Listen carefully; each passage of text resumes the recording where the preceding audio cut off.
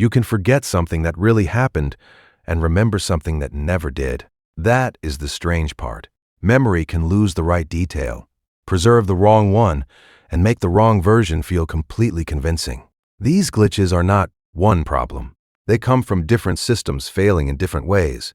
Access, timing, familiarity, source, context, and reconstruction. Tip of the tongue state. You know the word, not just the meaning. You know there is a specific word, and you can almost feel it waiting behind your mouth. Someone asks for the name of an actor, a city, or a tool. You may know the first letter. You may know how many syllables it has. You can reject 5 wrong answers immediately, but the correct one refuses to appear. That is the tip of the tongue state. It is not complete forgetting. Some information connected to the word is still available, while full retrieval has failed. Your mind has reached part of the route, but cannot complete the final step needed to produce the sound. Related words may appear during the search. Sometimes they help, sometimes they just crowd the same pathway. Then the answer suddenly arrives 10 minutes later while you are washing a cup. Enough of the memory was available to create the feeling that you knew it. Full access simply had not succeeded yet. Prospective memory failure. A different failure happens when you remember the task perfectly, just not when it matters. You need to bring a document downstairs. You place it somewhere obvious. You repeat the plan to yourself. 2 hours later, you walk out without it. The moment you are too far away to fix the problem, the intention returns in full detail. This is a prospective memory failure. Prospective memory is memory for a future action. Send the form after the meeting, ask a question when you see someone, or take the food out at the right time. The difficulty is that the intention must survive while your attention moves on to other things. Then it has to return when the correct moment or cue appears. Sometimes, people actively monitor the time or situation. Other times, the intention returns more automatically when something reminds them. Failure can happen because attention is elsewhere, the cue is weak, or the intention does not become active at the right moment. The plan was still in memory, it just came back too late. The doorway effect. You leave your desk because you need something. 3 seconds later, you are standing in the kitchen, staring at a cabinet, as if the cabinet called the meeting. People often call this the doorway effect. The idea is not that door frames erase thoughts. Moving into a new location can mark an event boundary. One small episode ends, another begins, and the mind updates what seems relevant to the new situation. In some experiments, crossing a boundary has made recently held information harder to retrieve. Other studies have found weaker effects or have not reproduced the simplest version, so doorways are not universal memory reset buttons. The broader point is that sudden context changes can reorganize attention and event memory. Walking back sometimes helps because it restores parts of the earlier context. Other times, you return to the original room and still have no idea what you were doing. Context-dependent recall. Sometimes a memory feels completely gone until the setting changes. You try to remember a detail from an old conversation and get nowhere. Then you return to the building where it happened, hear similar background noise, or sit in the same corner. The detail suddenly becomes easier to reach. This is context-dependent recall. Information present during an experience can become part of the cue structure around the memory. The room, sounds, smells, body position, or general situation may later help guide retrieval. Classic experiments have shown context effects under large environmental changes, although real-life results vary. Returning to the same place does not guarantee that every missing memory will reappear, but it can explain why a thought feels impossible to find in one setting and obvious in another.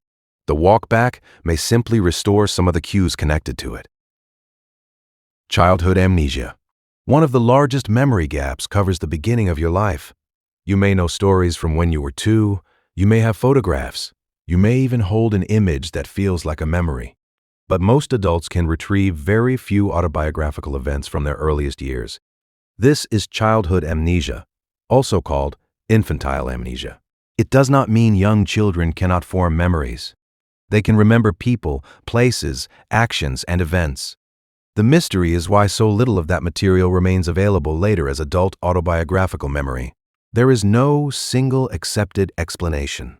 The brain systems that support long-term episodic memory are still developing. Language is changing rapidly too. A young child may experience an event before having the words and story structure an older person would use to organize it. The sense of a continuing personal self is also still forming. Over time, children become better at placing events into a story about what happened to them and when. Early experiences may have been stored with cues that no longer match the way the adult mind searches for personal memories. That helps explain why the years are not empty, even though they are difficult to revisit. Déjà vu. You turn a corner in a place you have never visited. For 1 second, the entire scene feels repeated. You know you have not been there before, but another part of your mind reacts as if the moment is familiar. That conflict is déjà vu. Recognition is not one single process. Something can feel familiar without producing a clear memory of where it was encountered. In ordinary recognition, familiarity and recollection often support each other. During déjà vu, the familiarity signal may appear without a convincing source. One possible explanation is that a new scene partly resembles an older, one you cannot consciously retrieve. The layout, angle, or sequence may match something from the past closely enough to create familiarity. Another possibility is that familiarity is briefly triggered without the usual supporting details.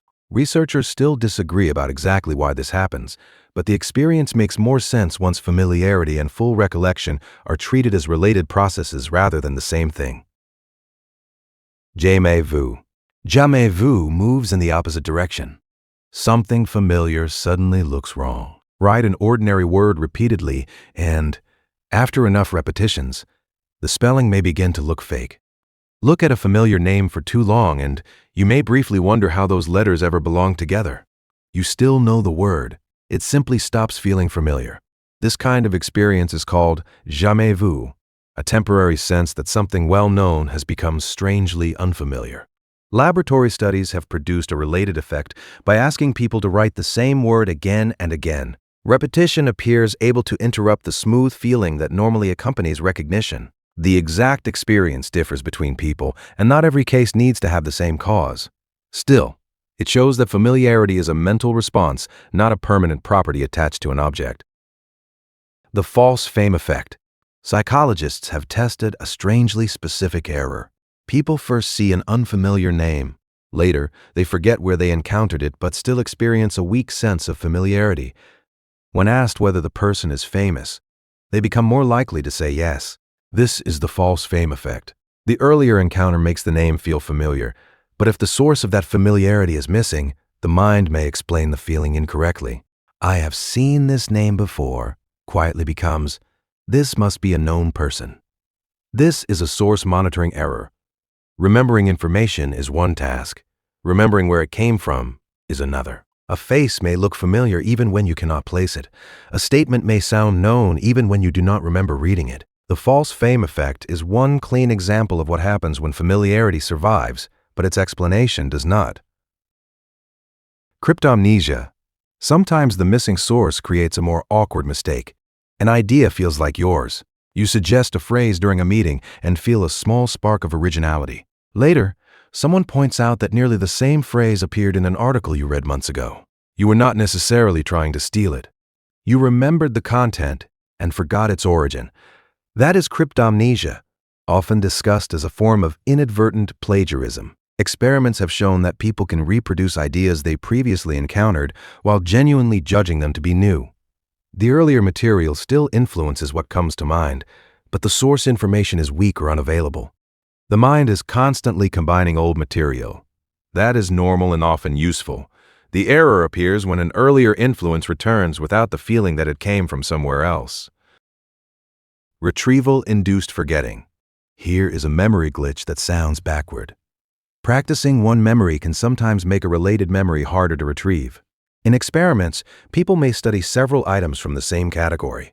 Later, they repeatedly practice retrieving only some of them. Under certain conditions, the related items they did not practice become harder to recall than comparable items that were never involved in the practice. This is retrieval-induced forgetting. It does not necessarily mean the other memories have been erased. When several related memories compete, retrieving one may require the mind to reduce interference from the others. Some theories describe this as temporary suppression. Other explanations emphasize blocking, context changes, or shifts in the retrieval route. Researchers still debate the exact mechanism. The basic finding is narrower. Repeatedly using one route can change how easily nearby information is reached later. Flashbulb memories. Some memories feel so vivid that questioning them seems almost insulting. You remember where you were when you heard major news. You remember the room, the person beside you, what you were holding, and the emotional jolt. It feels photographed into the mind. These highly vivid memories surrounding major emotional events are often called flashbulb memories. The problem is not that the event was invented. It is that confidence and vividness can remain extremely high even when some details change. In studies following major public events, people have sometimes given inconsistent accounts months or years later while remaining confident that the later version was accurate. Emotion makes a memory feel important, and important memories are often revisited through retelling, news exposure, conversation, and attempts to make sense of what happened. That repeated revisiting may preserve some details while giving later information more chances to influence others. DRM False Memory. False memory does not always require a misleading interviewer or a dramatic event. Sometimes a list of words is enough. In a classic laboratory pattern, people study several strongly related words. Those words all point toward another central word that was never actually shown. Later, many participants confidently remember or recognize the missing word. This is commonly studied with the DRM false memory paradigm. Memory does not preserve only a perfect transcript of each item. It also keeps themes, meanings, and associations. If several details activate the same central idea, that idea can become so strong that it feels like part of the original experience. This is useful most of the time. Remembering the general meaning of a conversation matters more than preserving every exact sentence. But the same system can sometimes confuse a strongly implied idea with a detail that was really present. The misinformation effect. An event does not become sealed in memory the moment it ends. Information that arrives later can still influence what you report. You watch something happen. Later, someone describes it with one incorrect detail. A question mentions the wrong color. A summary includes an object that was never there. When you remember the event again, the later detail may influence the reconstruction. This is the misinformation effect. It does not mean every suggestion rewrites every memory. People can reject misleading information, and the effect depends on attention, timing, wording, confidence, and other conditions. But research has repeatedly shown that post-event information can distort later reports. Sometimes people remember the new detail, but lose track of the fact that it came from a later question or conversation.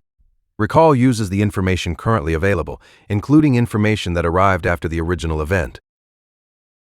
Memory conformity. Post-event influence does not need to come from an interviewer. A friend can provide it over lunch. Two people witness the same confusing event from different angles. Later, they compare stories. One person says, "The man dropped the bag before he turned."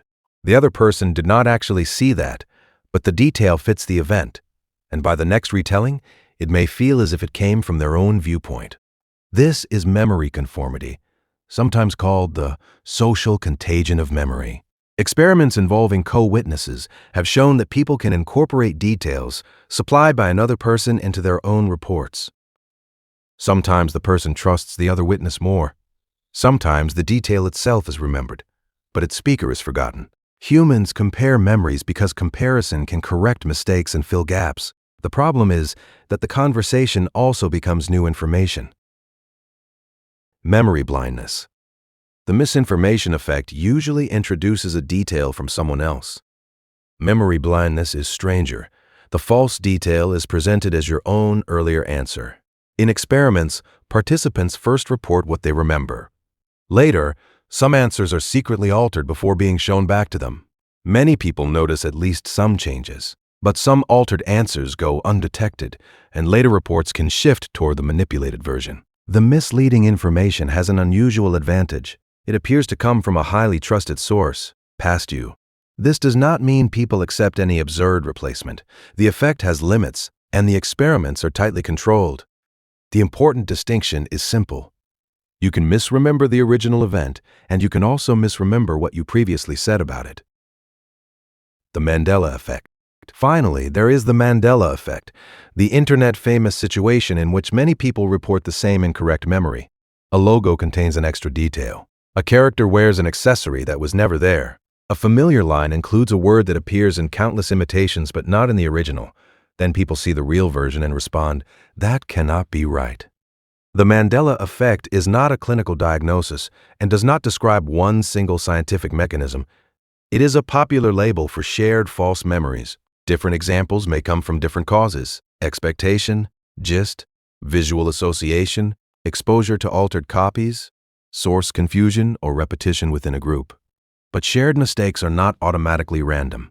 Research on visual Mandela-type effects has found that certain familiar images can lead many people toward the same specific incorrect alternative. People live in similar cultures, see similar versions, and use similar perceptual shortcuts. When information is incomplete, different minds can be pulled toward the same plausible alternative and later remember it as if it had been there all along. Memory is not one recording device that occasionally breaks. It is a collection of processes for finding information, noticing familiarity, tracking sources, preserving intentions, and rebuilding past events. Most of the time, those processes work well enough that we barely notice them. The glitches become visible when one part works without the others, when familiarity appears without a source, and intention survives without its cue, or a memory returns with more confidence than detail.